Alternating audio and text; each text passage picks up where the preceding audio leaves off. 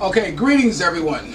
My name is Gerard, editor-in-chief of SGIB Magazine. That stands for Soldiers Got Intention to Believe That. And everyone should be soldiering for something, a dream, a goal, an idea, a train of thought. And welcome to the G-Spot. Hey, you know, often the time those who know me closely know that I make no qualms about bragging about the person who exposed me to music. You know, it was funny because at a time you either a Michael Jackson fan or you were a Prince fan or whatever during that earlier, you know, a decision making that we took, deciding on who we were going to enjoy. And I told you about a girl who taught me the importance of reading the lyrics of what artists were saying. At that time, I just knew a little bit of this, a little bit of that, you know, everybody knows a little bit of something, but she showed me how to read the lyrics and understand what the artist was saying. And it had opened up a whole new world for me for music. I mean, of course, the artist that we listened to mostly was Prince. So as a result, you know, I ended up being a Prince fan. But you know, it's interesting that, you know, I believe that the things that makes us all individuals is that we all, no two of us have the same exposure to people who made influences on our lives. And this is one person who has made an influence on mine. So right now, I'd like to introduce you to your Sunny Day. What's up, Sunny? How you feeling, baby? Good. Now, you got to understand, Sunny and I, we have a real history. History. Yeah, so we got a few things. Sunny, tell my viewers a little bit about yourself. I know the lighting's bad in here, but you got to understand we're in the G hours of the night. She has a beautiful home. Eventually, you know, we might get some footage from there, but right now we're just in the kitchen and I'm working on the magazine. But go ahead. Okay. Well, I live in Portland, Oregon, and I sing and play blues mostly. And okay, back up a little bit. Wait, how much back up a little bit? Okay. I'm also I'm also a perpetual student studying psychology. I've got. Okay, yeah, okay, like that. Okay. The reason I'm doing that because I want the light on her face. I see she's in the shadow, so I'm trying to get a little more light. Okay. So you can talk about the light. All right, try to talk like this. Okay.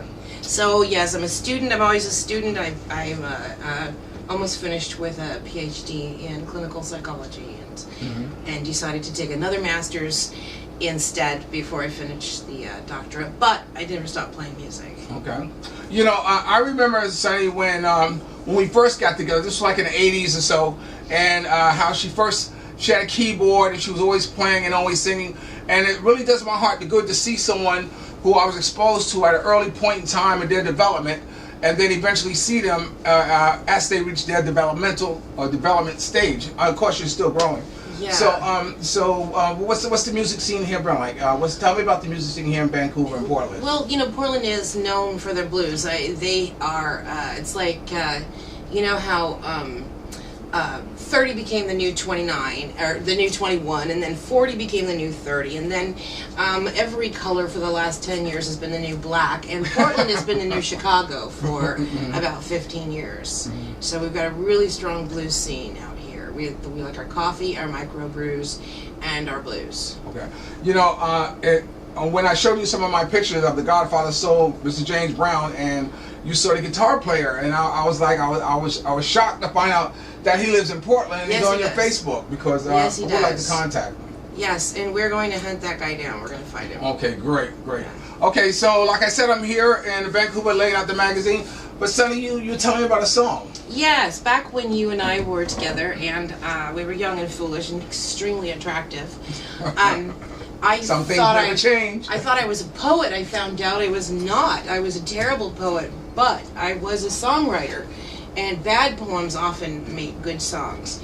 And so the last time that we had seen each other, I had my husband and I split up, and we're living in Westbury, and I had run away to your mother's house. That's New York. New York, in Bayshore, and we had spent 3 or 4 days together before I cruised back to Portland. Right. And I think I was here 2 months when I wrote this song, and it's called Inspired. Wait, before you tell them that, I'm gonna tell you a little story about the New York trip. There was one time, you know, we were leaving from my father's house in Queens, and then we were riding the subway, and we were in the front car, and Sonny kept bugging me. And Henny was giving us alcohol. Henny was definitely giving us the really good whiskey. Yes. A lot of it. Yes. So, so anyway, so she was knocking on the door, you know, of the conductors, and I guess I nodded off for a second, and then I woke up, and you know, and I didn't see her. So then I walked to the front of the conductor's booth, and she's sitting on the conductor's lap, driving the train and all that stuff. It was hysterical. I don't know if you remember on our way out. Can't do that today. On the way out to the Bronx to see your dad, we were standing between cars while you sang at the top of your lungs, "Love Child." Oh, okay. Doing your best Diana Ross. Wow. You should have kept that on the line. Love child, never meant to be. You were screaming, "Started school in a wonton dress that somebody threw out." I never learned to live without. Okay, go ahead. Yeah, but that is a good song. Yeah, okay, so what are you going to do for me now? You're telling about. This is called Inspired, and I wrote this about us. So it goes like.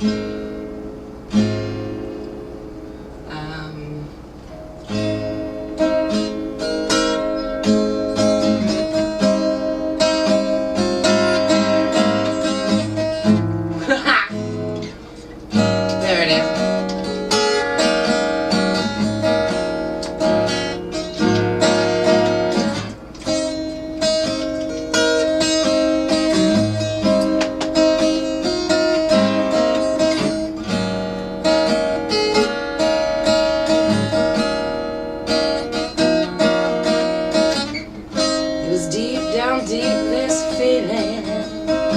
Inspired with a sadness, and I was like left alone screaming in the silence that stays and lingers in the air when you leave me. And I was like cool, so cool, like October breezes.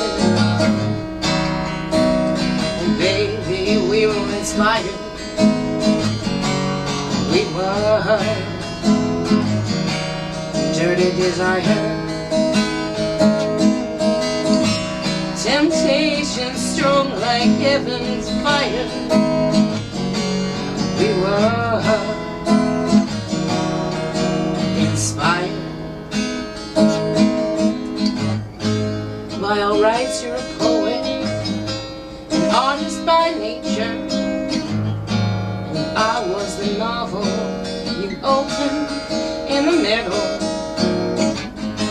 As if by magic, you know you possess me with your teasing glance. And I tried to run from love, and I never stood a chance.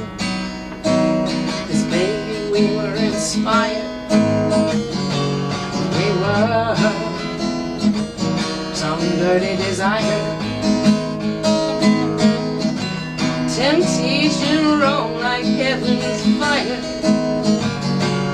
It was inspired.